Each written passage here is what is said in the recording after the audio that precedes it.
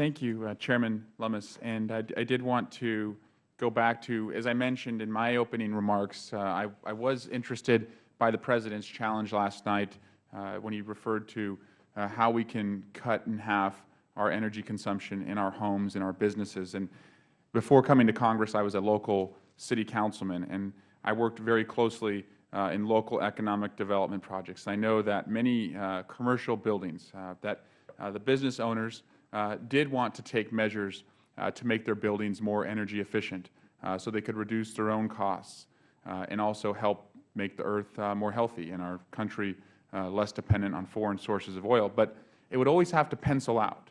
It would always have to make sense financially. And oftentimes, not just in my district but across the country, I've heard that commercial buildings and even homeowners have had a tough time connecting to the grid and working with public utilities. In the United States, there are approximately 5 million commercial buildings, approximately 72 billion square feet of commercial buildings. And commercial buildings consume about 19% of all energy in the United States. So my first question, and I'll ask Mr. Sieminski, is there an opportunity for us to have commercial buildings working better with public utilities to connect to the grid, where we can install clean energy type technology on these buildings to make them more energy efficient, reduce their consumption, and also create more made in America jobs? So how do we approach that challenge? Is it something we should be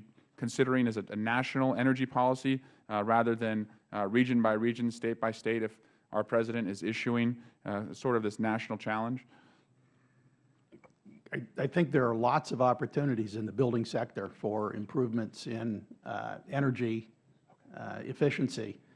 And I like to think of it that way because it's something that consumers can do for themselves in terms of saving money on their energy purchases. The opportunities for improvements in the efficiency of heating and air conditioning equipment is something that EIA has tried to build into our forecasts.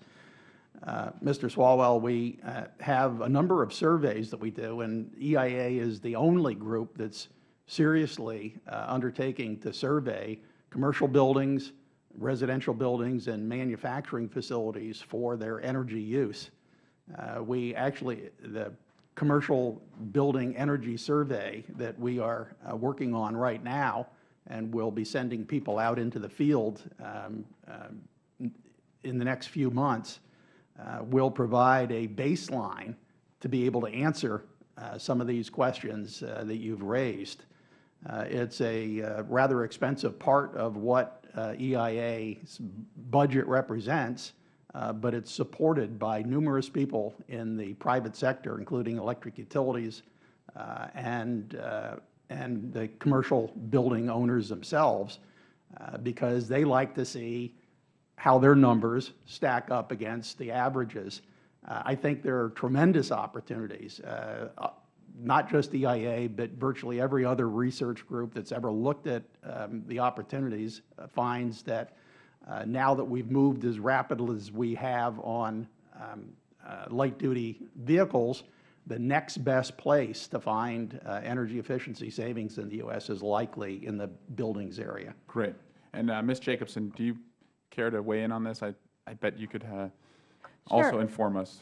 Well, first of all, thank you for the excellent question. And I think data on commercial buildings is essential. And there's an initiative called the Better Buildings Initiative, which brings all the players together, including utilities, building owners, financiers, to come together to both increase awareness, discuss financing models, and try to overcome some of the barriers, the split incentives you were describing that exist between building owners and building users. But I would like to point out that we have had some success due to increased building codes and standards, both at the state level and federal action as well. Energy Star's certified commercial building floor space has increased by 137.9% from 2008 to 2012. And the stringency of building air conditioning efficiency standards has increased by 34% since 2005. I mean, clearly there's more that we can do, but as you've said, there's tremendous potential here. And I think there is a real partnership between utilities, building owners, government, and data providers, as well as financiers, to really unlock that potential. Great. And I believe not just to make us more energy efficient, which I think is our primary goal, but also to create local good paying jobs in clean energy. Well, very, very much so. When you're talking about energy efficiency, I know people have used this saying, but these jobs can't be outsourced. Right. And a lot of the equipment is, we have an innovative edge in the United States on a lot of the building management technology, a lot of the equipment, and significant insulation that's manufactured here in the United States. So, I mean, the opportunities are abound.